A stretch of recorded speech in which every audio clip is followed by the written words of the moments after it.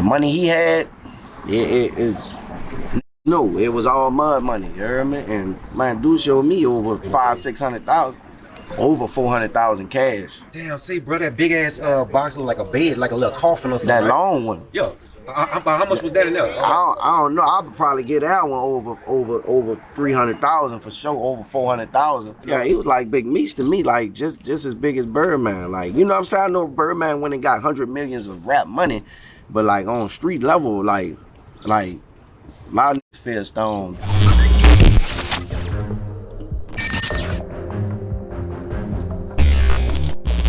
You know, my brother is Lester Duplessis. You talking about Lester Duplessis that the world know. That's your my daddy. Oh, that's your dad. And then my brother doing it 200 years. You know, I'm 12 years old. You know what I'm saying? I'm running the whole Clickham shop. You know what I'm saying? I got recruited by one of the OGs. You know what I'm saying? Lester Duplessis. Running like a heroin shop with Lester Duplessis, Randall, and Mosquito. For the world who don't know who Lester Duplessis, who is it?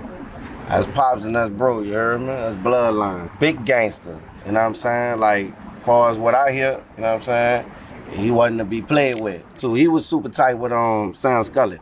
And so he was like top tier. Yeah, he was super top tier. Super top tier, well respected. Say, bro, he had a different type of respect, bro. He had, like you hear dudes talk about Eric Maurice, he had that type of respect, but more, you know what I'm saying? Yeah, he was different. I ran with, you know what I'm saying, Lester Duplessis, you know, senior and junior. Another person that had came home was Lester Duplessis Jr.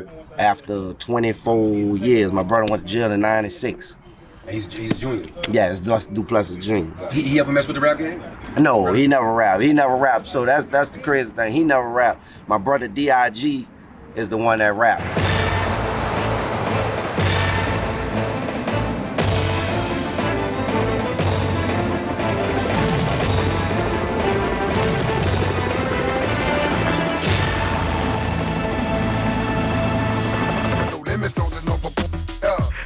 It's real, we be tossing it up. My brother D.I.G., he was signed to No Limit. He signed to Master P. Master P, Auntie was a good friend of my mom's. That's like her best friend. Bias hooked him up, got him with P, and everything was everything. And when I saw that as a youngster, my first time ever like being around him, he pulled up. I'll never forget, my auntie was living in the 17th, and he pulled up with C Murder. And it's like 98. 99, my brother, he pulled up in an excursion with C Murder, and C Murder hop out the whole fucking block going crazy. But C Murder gave me his No Limit tank off of his neck, and told my mama that was mine. And shit, from there I felt like a rapper. How old were you at that time? I was 6. Damn, yeah. So any other connections with C after that, as far as you guys linking up? No, because you know right after C went laid down, he went to jail. Who? Yeah. When they pulled the tanks out and shit, my brother, you know, my mom was invited to that video front row, like where everybody couldn't get, but we was able to come behind the barricades where all them was, see everybody, like we was invited to that. And just seeing that, bro, that shit made me want to rap. That is that long cutter with the drum, you know, I handle my biz, and I got young against that semi-holding. Aaliyah wishing, hoping, Chopper got the dot in the comma, look like a semicolon. Where I'm from is hectic, I ain't talking about the DJ. Work, you can get it low price like eBay. Get your ass smoked with that he say, she say, you now win a whole nother game, no EA. Full-blooded red nose, these niggas on some mud shit. Like a bitch with age, Junior Flow ain't to be fucked with. I'm loaded off the track, eating on some Captain Crunch shit. The P89 with the gift, look like a drumstick. Already know I'ma push it to the limit. Real deep boy, this ain't no motherfucking gimmick. You know what I'm saying? Stone, everybody think he my brother. Well, here's the explanation, and here's where Stone played a part in my life. My brother is Lester Duplessis. That was Stone's friend. They was always cool, and when he was in juvenile jail, my mom used to come pull him out when she pulled my brother out and things. You know what I'm saying? When they was in Scotland and shit during their time. So my bro told him to like look after me. He, you know, being a good friend, he told Stone like, man, whatever you do, look after my little brother, keep him good. And bro like been taking care of me for a long time. Like, what Stone was he? He was with Cash Money? He was D-Boy Stone. Gotcha. This was the time where right after Katrina, he fucking with Juvie, fucking with all them with the UPT, on the road, going to Miami, back and forth. And he was the D-Boy Stone, 06, 07, 08, 09. This with him sharing information with me sitting me down, letting me know, look, this what it is, this what it ain't. Watch people like this, listen, always pay attention, like just giving me free fucking game. And say, bro, here's somebody know. Somebody told me that he was a ghostwriter for Birdman. He was a ghostwriter for a lot of artists. Yeah. So a lot of people didn't know that shit. Hell yeah. So he was talented. He was actually. Hell yeah. He actually had skills. Yo, this Stone from Cash Money bring y'all the number 4 video. Can't deny it. Nate Dogg and Fabulous. And he kind of shared some shit with me then where, you know, I ain't gonna go too far in it, but he was like, that's why he was so upset with bro, because he really wanted to be, I guess, lead that lifestyle that he was living along and be a fucking rapper, you know what I'm saying? He really was into it, bro. We left Cash Money. We still fuck with Juve, that's our you heard me? That nigga told me he started hustling like when he was like 12, 11, doing shit. But he really jumped off the porch at like a teenager, smoking Primos and everything, wilding. Yeah, he shared that with me. He was like, man, I was in the hallway, nigga, homeless, sleeping on the porch, not going to school, smoking Primos and shit. He like, nigga, I had all that life, you hear me? So he was raised in the know. Yeah, man. Damn, say, would you say at any point in his life on a street level he was just as big as Birdman? As far as love and as far as hell yeah, man, he was like Big Meech to me.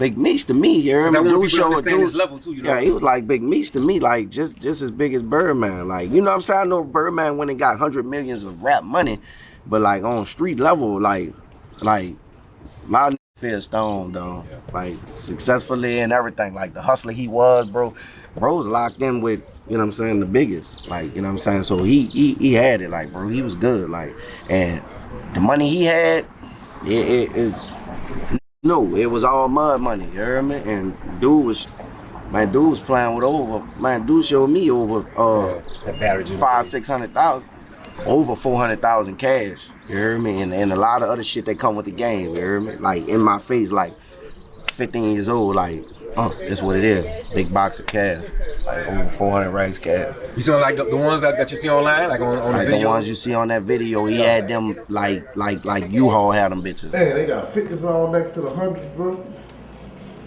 Somebody trying to mess up my cup, man. Look at this here, man. U-Haul had them motherfuckers in there stacked up waiting on you, where he had them bitches open like that all around the room. Damn, say, bro, that big ass box look like a bed, like a little coffin or something. That long one. Yo, how much was that in there? I don't know. I would probably get that one over 300,000 for sure, over 400,000 for sure. That box alone. Then that other box, he say he gonna have a lat count for 2 days. Yo. That shit was coming all out, man. Yeah, that fucking I can't even determine it, you remember? But like I said, them little boxes where he said lat gonna be counting, he had those all around all the time. 2, 3, 4 of them. Like, he'll let me see that, you know what I'm saying? And being that he let me see that, I knew like he fucked with me on a different level, because he was that type of dude where he'll never tell you no shit like what's going on in his life. If he don't trust you, if he don't feel like you're the right person to tell that shit to. Like that, a dude wrote me online and said, hey man, you talking about Stone, you talking about this dude tall, he had bread? I'm like, yeah, that's him. He like, man, he used to mess with my mama. And dude writing me, and dude said, man, I would have never thought that dude was that kind of dude. What y'all was saying, like he used to come around and like just be like, I'm like, yeah, like if you ain't know his life, you ain't know his life. I got the heart like I'm bulletproof, so got one life, and I'm gonna live this motherfucker gangster. You heard me? Have fun. Yeah, he ran the juvenile jail, so that's why he was well respected, because different always told me, and he always told me, like, a lot of these who killers on the street, little bro, I used to beat them up in jail, and I used to stop him from getting beat up in jail. I used to save him. So he like always respected me. When I hit the streets, I hit the pen wherever I'm at, they gonna respect me, because I used to say these, like, they know who saved them in jail from getting their ass whooped on, from these few want to jump on you. I get in the middle and kill all that. Like, he was a boy who would just kill some shit. Like, his word was his word. Like leave that alone. Who he told leave that alone, they leave that alone. See, you think the name Killa Stone comes from him rapping, or it actually comes from some street shit? Like, only if you know. He said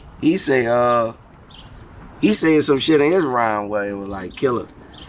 That was the name they gave me, like on some shit like. But man, Stone always told me, like, when it come to Killa, like, he always felt like that. That's what he'll say. My beef out the way.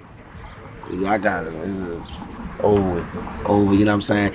He said, I got that out the way. He said, nah, I'm getting money. Yeah. Like, and if anybody get in the middle of that or interfere with that, then it's gonna have to be another situation. But other than that, so I think it kind of came from rapping. That was like his rap name, but also he was like a fucking violent person, but he was a wholehearted person. Like, he wasn't just a violent person that's just gonna fuck with somebody, but like anytime he had to probably do something, he was out of line or was interfering with some money. You know what I'm saying? Like, you fucking with whatever he got going on or whatever. Something going on where he either took a loss or he don't like taking no losses. That's one thing about him. He know how to take a loss, you know what I'm saying? Because he gave it to me. Like, the minute you give a something or you throw it to him, count it as a loss. But at the same time, he don't play about. He had another round where he was like, you know, ain't no excuses. Like, you know what I'm saying? And I'm the boss. I brought you in this shit, so I'm gonna take you out. That was his exact word. So like, as how he was, wholehearted person, gonna give you whatever, but don't fuck up. Don't, you know what I'm saying? And definitely don't come with no excuses, no lies, or try to run no game. Like, he taught me a whole lot of shit, and he was like, man, in life, just set your expectations low for people. He taught me that, like, so when you meet a person, just have your expectations real low. So when a nigga try to go to move or cut throats or some shit that happened or a bitch playing game, you already expected that. Hey, all my life like Dirk and Cole, hopping down them dirty roads, hopping in them hot cars, sliding with them dirty poles. So let me show you how much he really loved me and how he really kept it real with me. I remember he called Boosie on the phone and told Boosie, we gonna come to Baton Rouge. This the time Boosie sick. BG ended up going up there and Stone didn't because he had to do some running. He had to go to Atlanta for something. But he called Boosie, and then Boosie had got real sick with the diabetes and shit around the time they was doing the interview. And BG was out there. Stone was supposed to be out there too. Dude called Gucci Man in front of me on the phone. And one big one that I would never forget, dude called Lil Wayne. Life of a D-boy. You understand me? Look, shorty right here, you understand me? How to go hustler, man. This right here killed Alvin Stone, you dig? He called Lil Wayne and told him, I got a little brother that's rapping. I'm gonna put 30,000 in the bank account and I'm gonna send him with you, and you just let him open up every now and then, or even if he can't open up, just show him the ropes and show him things and just let him see the lifestyle. Wayne told, I remember Wayne saying, bro, his exact words was, anything for you, big brother. Then, day before he went to the feds, he took me to meet the dude that created those things for Lil Wayne. The Lollipop, Diesel, Darius Harris. Okay, yo. Harrison. Like, he felt like, Junior, you the next fucking big star. Yeah. And he like, I need to take you to meet this dude. So I remember, I'll never forget, he took me to meet dude.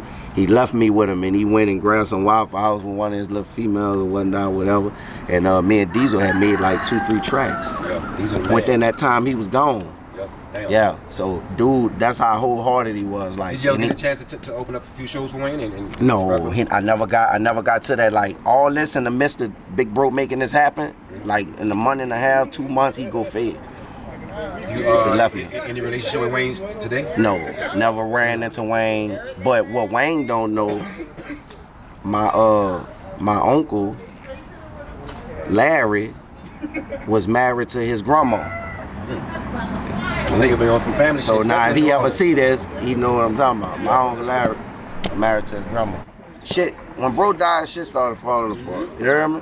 Different shit was happening and all kind of shit, man. Bro was a major piece to what's going on. If he was still living, bro, it'd be different. A lot of things would be different.